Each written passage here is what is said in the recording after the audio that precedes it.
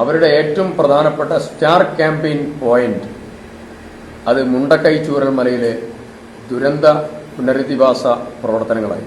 ഈ ദുരന്തം നടന്നതായ ബൂത്തുകളിൽ അതിൽ മുണ്ടക്കൈ ബൂത്തിൽ 203 മുണ്ടക്കൈ ബൂത്തിൽ UDF കിട്ടിയതായ ഭൂരിപക്ഷം 289.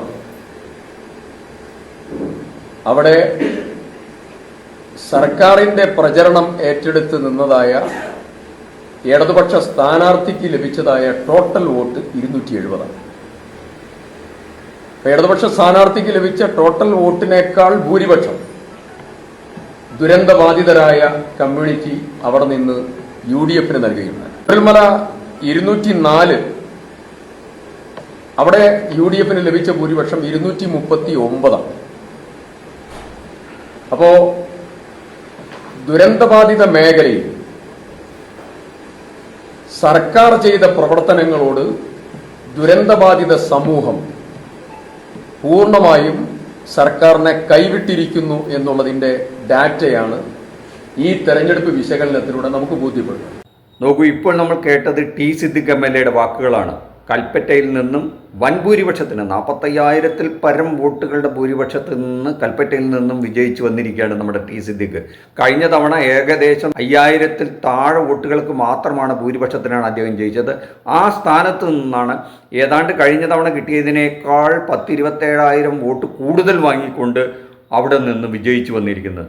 അദ്ദേഹത്തിൻ്റെ വാക്കുകൾ ശ്രദ്ധിച്ചു നിങ്ങൾ.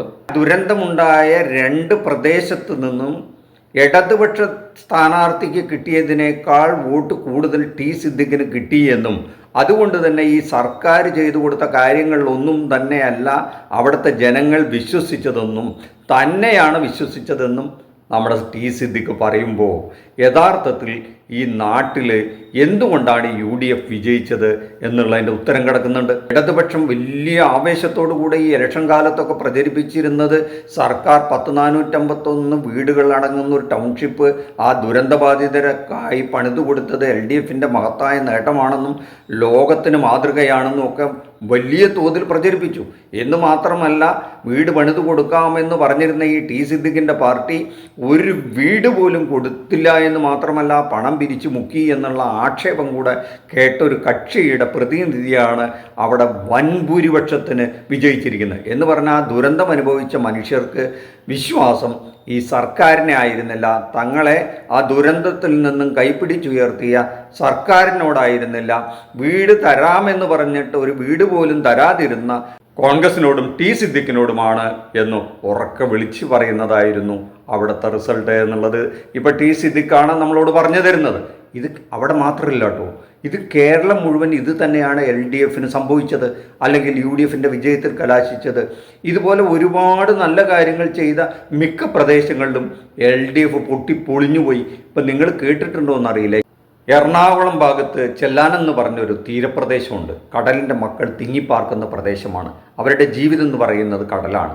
അത് എല്ലാ വർഷവും ഈ കടൽക്ഷോഭം ഉണ്ടാവുമ്പോൾ അവരുടെ വീടുകളെടുക്കും, ഈ കടൽ തീരം എടുത്തുകൊണ്ട് പോകും. അതുകൊണ്ട് ജീവൻ പണയം വെച്ചാണ് അവിടുത്തെ മനുഷ്യർ ജീവിക്കുന്നത്. ഒരുപാട് കാലത്തെ ഡിമാൻഡായിരുന്നു അത്. ഈ 2021 പിണറായി സർക്കാർ വന്ന് നമ്മുടെ കിഫ്ബി ഫണ്ടൊക്കെ ഉപയോഗിച്ച് ഏതാണ്ട് 750 കോടി രൂപ ചെലവ് ചെയ്ത് അവിടെ ഒരു കടൽ ഭിത്തി 13.5 കിലോമീറ്റർ ദൂരം നിർമ്മിച്ചു കേട്ടോ.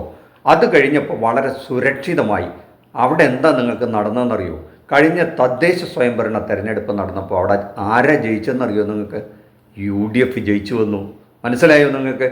ഇത്രയും കാര്യങ്ങൾ എത്രയോ കാലമായി അവരുടെ ഡിമാൻഡ് ഉണ്ടായിരുന്നതിന് ഈ സർക്കാർ 2021 പിണറായി സർക്കാർ വന്നതിന് ശേഷം കടൽ ഭിത്തി കെട്ടിയിട്ട് അത് സുരക്ഷിതമാക്കിയപ്പോൾ ആ തീരപ്രദേശത്ത് ജീവിക്കുന്ന മനുഷ്യർ അവരൊരു പ്രത്യേക സ്ഥലത്ത് കൂടി ഒരു തീരുമാനമെടുത്തു, നമുക്ക് UDF വോട്ട് ചെയ്യാം. ഈ കടൽ ഭിത്തി കെട്ടിയിട്ടുണ്ടെങ്കിൽ അത് പിണറായിയുടെ വീട്ടിൽ നിന്നൊന്നും കൊടുന്നിട്ട് കെട്ടിയതല്ലോ, അതുകൊണ്ട് നമുക്ക് UDF വോട്ട് ചെയ്യാം എന്നവർ തീരുമാനിച്ചു അത്രേ. അത് തന്നെയാണ് ഇത്തവണത്തെ നിയമസഭാ തെരഞ്ഞെടുപ്പിലും നടന്നത്. ഇത്രയും നല്ല കാര്യങ്ങളൊക്കെ നടത്തിയ LDF ഗവൺമെൻറ് വട്ടപൂജ്യമാകുകയും ഇതൊക്കെ നോക്കി നിന്ന UDF വൻ ഭൂരിപക്ഷത്തോടെ ജയിക്കുകയും ചെയ്തു. അങ്ങനെ ജയിപ്പിച്ചു നമ്മുടെ നാട്ടിലെ ജനം. അത്രയും മനോഹരമാണ് നമ്മുടെ ജനാധിപത്യം. അപ്പം നല്ല കാര്യങ്ങൾ ചെയ്തതുകൊണ്ട് ഒരു തെരഞ്ഞെടുപ്പിൽ ജയിക്കണമെന്നില്ല എന്നുള്ളത് വളരെ സത്യം. നിങ്ങൾക്കറിയുമെന്നറിയില്ല, ഇപ്പോൾ UDF നമ്മുടെ KSRTC ബസ്സിലൊക്കെ ഫ്രീ കൊടുക്കാൻ പോകുന്നുണ്ട് സ്ത്രീകൾക്ക്. നിങ്ങളെ ഒരു കാര്യം ഓർമ്മിപ്പിക്കാം. ഈ തമിഴ്നാട്ടിൽ ഈ 2021 സ്റ്റാലിൻ ജയിച്ചു വന്നല്ലോ, അവിടെയും ഇതുപോലെ സ്ത്രീകൾക്ക് ഫ്രീ കൊടുത്തു. പോരാത്തതിന് 1000 രൂപയും മാസം ഫ്രീ ആയിട്ട് കൊടുത്തിരുന്നു. എന്താ ഇപ്പോൾ അവിടെ DMKക്ക് സംഭവിച്ചതെന്ന് നിങ്ങൾക്കറിയോ? ഏതാനും മാസങ്ങൾക്ക് മുമ്പ് TVK എന്ന് പറഞ്ഞ ഒരു സിനിമാ നടൻ്റെ കീഴിൽ ഒരു കക്ഷിയും ഒരു ജനക്കൂട്ടവും കൂടി അങ്ങനെ തെരഞ്ഞെടുപ്പ് നടന്നു. ആ തെരഞ്ഞെടുപ്പിൽ ഈ DMK കാണാനില്ലാതെയായി. ഇത്രയും നല്ല കാര്യങ്ങളൊക്കെ ചെയ്ത് പിന്നെ ഈ ഉത്സവങ്ങളൊക്കെ വരുമ്പോൾ വേറെ 3000 രൂപയൊക്കെ കൊടുക്കും ഈ പൊങ്കലതൊക്കെ വരുമ്പോൾ. അപ്പോൾ അത്രയും നല്ല കാര്യങ്ങൾ ചെയ്തിട്ട് അവിടെ ഒന്നും സംഭവിച്ചില്ല. ഒരുപാട് പ്രവർത്തനങ്ങൾ, പാലങ്ങൾ, റോഡുകളൊക്കെ തമിഴ്നാട്ടിൽ കൂടെ പോയി കഴിഞ്ഞാൽ കഴിഞ്ഞ 5 വർഷം കൊണ്ട് അതിൻ്റെ മുഖച്ഛായ തന്നെ മാറിയിട്ടുണ്ടായിരുന്നു. ബാക്കി കാര്യങ്ങളൊക്കെ വിടാം, അഴിമതിയോ അത്തരം കാര്യങ്ങളോ അല്ലെങ്കിൽ മകന് ഉപമുഖ്യമന്ത്രി പദം കൊടുത്തതാണോ അതൊന്നും നമുക്കറിയില്ല. പക്ഷെ നല്ല കാര്യങ്ങൾ ചെയ്താൽ ജനങ്ങൾ വോട്ട് ചെയ്ത് വീണ്ടും കൊണ്ടുവരുമെന്ന് നിങ്ങൾ വിചാരിക്കേണ്ട. ഈ ഇടതുപക്ഷത്തിന് കേരളത്തിൽ പറ്റിയ തെറ്റും അതാണ്.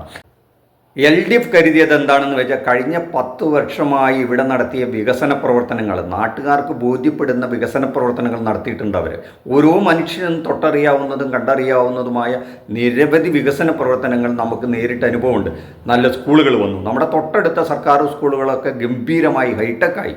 ഹൈടെക് റോഡുകൾ വന്നു, ഹൈടെക് ആസ്പത്രികൾ വന്നു. ചെറിയ പ്രാഥമിക ആരോഗ്യ കേന്ദ്രങ്ങൾ പോലും വൈകുന്നേരം വരെ പ്രവർത്തിക്കുന്നതും അവിടെ ഡോക്ടർ ഉണ്ടാകുന്നതും ഒക്കെ നമ്മൾ കണ്ടു.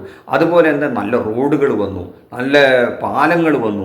അപ്പോൾ അങ്ങോളം ഇങ്ങോളം തന്നെ എല്ലാ സൗകര്യങ്ങളും ഇവിടെ ഉണ്ടായി. എന്ന് മാത്രമല്ല ഈ ഉത്സവകാലങ്ങളിലൊക്കെ തന്നെ പോയി ആ മാവേലി സ്റ്റോറിലും അവിടെ ഇവിടെയൊക്കെ പോയി കഴിഞ്ഞാൽ എല്ലാ സൗകര്യങ്ങളും ഉണ്ട്. ഒരു കാലത്തും ഒരു ബുദ്ധിമുട്ടും മനുഷ്യനുണ്ടായില്ല എന്നുള്ളൊരു സത്യം. അല്ലറ ചില്ലറ പ്രശ്നങ്ങളൊക്കെ ഉണ്ടായിരുന്നെങ്കിലും പൊതുവേ നന്നായിരുന്നു. സ്കൂൾ വിദ്യാഭ്യാസ കാലഘട്ടം എന്ന് പറഞ്ഞാൽ ഒരു 5 വർഷക്കാലം വളരെ ശാന്തമായിരുന്നു. പാഠപുസ്തകങ്ങൾ കൃത്യമായി കിട്ടിയിരുന്നു. ഇതൊക്കെ വളരെ കൃത്യമാണ്. ഇതൊക്കെ അവർ പ്രചരിപ്പിക്കുകയും പറയുകയും ചെയ്തു.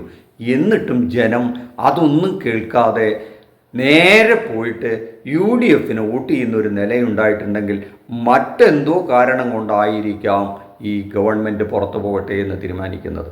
ഇപ്പോൾ പിണറായിയുടെ ധാർഷ്ട്യം കൊണ്ടാണ് പുറത്തു പോയതെന്ന് പറയുന്നു. പിണറായി അതിനു മുമ്പും 2016 മുമ്പും ഇത്തരത്തിൽ തന്നെയായിരുന്നു. അദ്ദേഹം പുറമേക്കൊരു സ്വഭാവം എന്നൊന്നുമില്ല. അദ്ദേഹം പറയാനുള്ളത് പറയും. അത് ചിലപ്പോൾ കടുത്ത ഭാഷയായിരിക്കും.